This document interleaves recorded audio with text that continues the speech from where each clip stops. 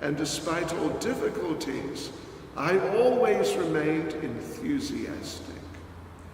So then 25, gradually, step by step, one should become situated in trance by means of intelligence, sustained by full conviction, and thus the mind should be fixed on the self alone, and should think of nothing else. Okay. Or the self, the supreme self, too. Yeah. One should, Prabhupada says, one should think of no pleasure aside from the pleasure of the supreme self. You know, we already said a number of times how Srila Prabhupada is applying Krishna consciousness to these verses, even though they're often not obviously Krishna conscious. So this was another example of that.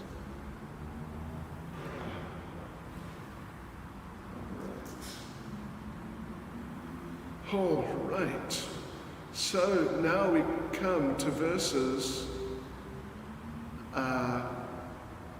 26 and 27, and they're about a further progression in control of the mind, which of course has been emphasized here and there in different places throughout these few chapters. So 26, from wherever the mind wanders due to its flickering and unsteady nature, one must certainly withdraw it and bring it back under the control of the self. And Prabhupada in the purport makes the point, that's the nature of the mind. It's flickering and unsteady. To have a really focused mind, you've got to have a really focused intelligence. So in Krishna consciousness, we do this by engaging the mind and senses in devotional service. Yeah. Prabhupada says, serving Krishna with purified senses is called Krishna consciousness. That is the way of bringing the senses under full control. What is more, that is the highest perfection of yoga practice. 27. The yogi, whose mind is fixed on me, verily attains the highest perfection of transcendental happiness. He is beyond the mode of passion. He realizes his qualitative identity with the Supreme, and thus he's freed from all reactions to past deeds. So this is the Brahma Bhuta stage, advanced stage of being fixed on the transcendental platform. So we should, and Prabhupada emphasizes, as usual, or as he has done oftentimes, that we achieve this by always being engaged in devotional service. All right, so now the last section, well, for tonight at least, is, or subsection in fact, verse 28 to verse 32. And it's all about how this advanced yogi sees Krishna everywhere. So I'll just quickly read through the verses and then say some things. Thus the self-controlled yogi, constantly engaged in yoga practice, becomes free from all material contamination and achieves the highest stage of perfect happiness in transcendental loving service to the Lord.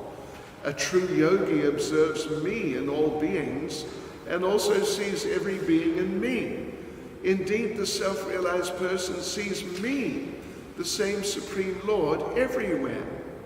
30. For one who sees me everywhere and sees everything in me, I am never lost, nor is he ever lost to me. 31. Such a yogi who engages in the worshipful service of the Supersoul, knowing that I and the Supersoul are one, remains always in me in all circumstances. And 32. He is a perfect yogi who, by comparison to his own self, sees the true equality of all beings in both their happiness and distress, O Arjuna.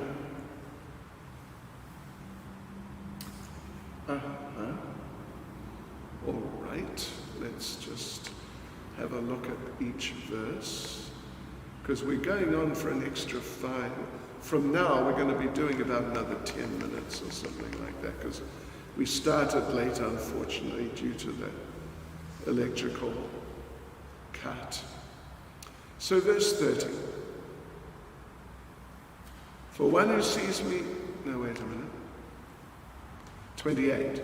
Thus the self-controlled yogi, constantly engaged in yoga practice, becomes free from all material contamination and achieves the highest stage of perfection or happiness in transcendental loving service to the Lord. So, always in contact with the Lord. It's called Brahma Samparshja in the verse itself. Brahma Samparshja. Yes. So Prabhupada says, this transcendental contact with the Supreme is called Brahma Samparshja. 29. A true yogi observes me in all beings and also sees every being in me. Indeed, the self-realized person sees me, the same Supreme Lord, everywhere. So, that's interesting in different ways.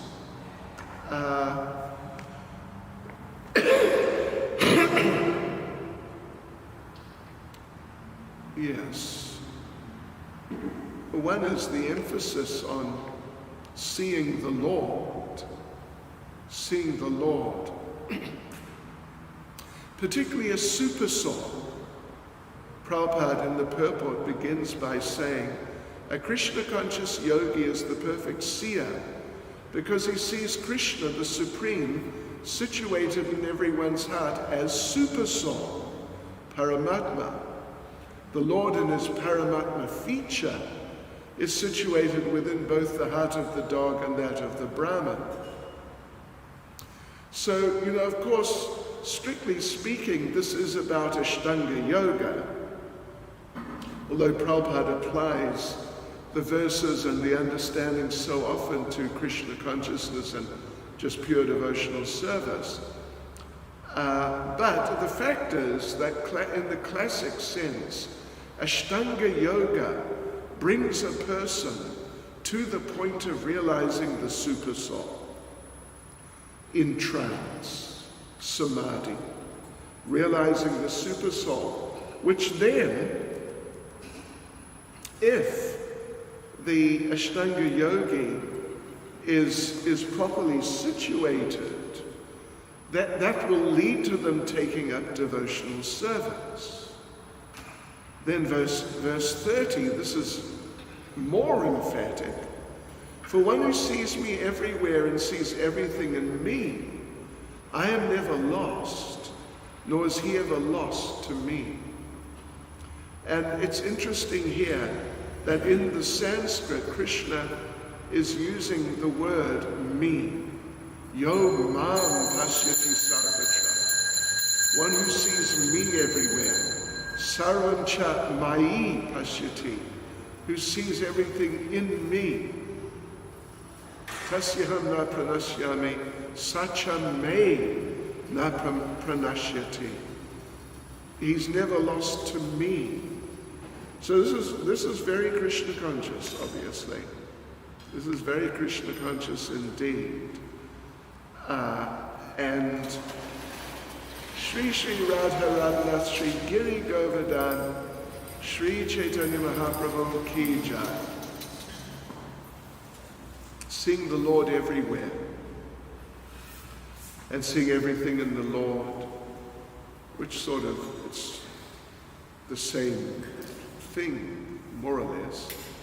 And in the purport, in order to bring out this point very clearly, Prabhupada quotes Brahma Samhita chapter 5 verse 38, Premanjana churita bhakti valochanena santa sadaiva hridayeshu valokayanti yam shama sundaram achintya guna swarupam govindam adipurusham tamaham bhajami.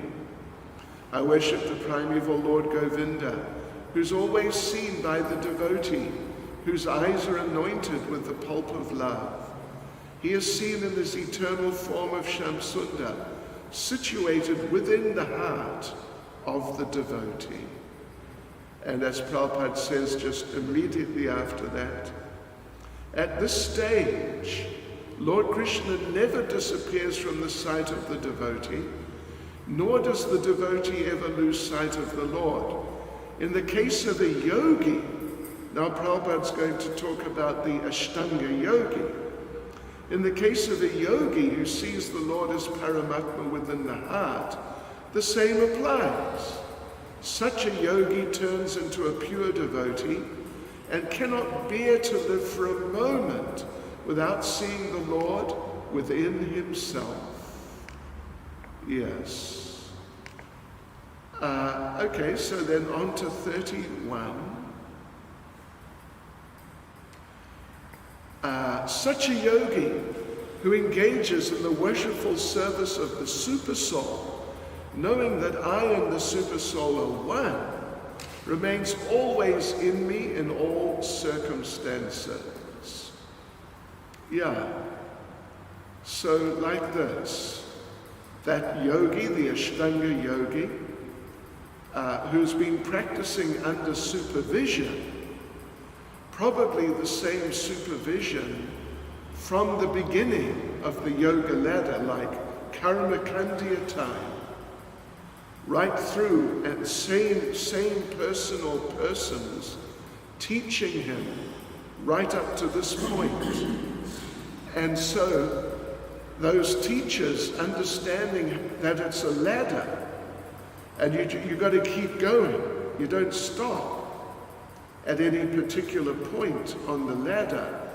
So if one has good instruction like that, then when the Ashtanga yogi realizes the Supersoul, then they'll come to understand this is Krishna. And then they'll become devotees, engaged in devotional service. And 32,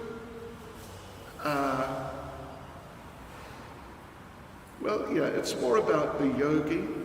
He is a perfect yogi who, by comparison to his own self, sees the true equality of all beings in both their happiness and their distress, O Arjuna.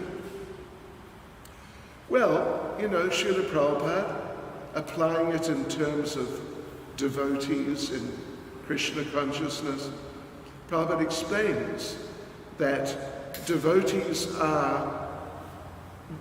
have been through. Who amongst us sitting here listening tonight, who has not been through quite a bit? Oh, Krishna, oh my Lord.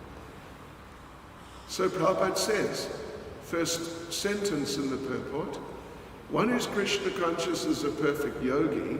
He's aware of everyone's happiness and distress by dint of his own personal experience.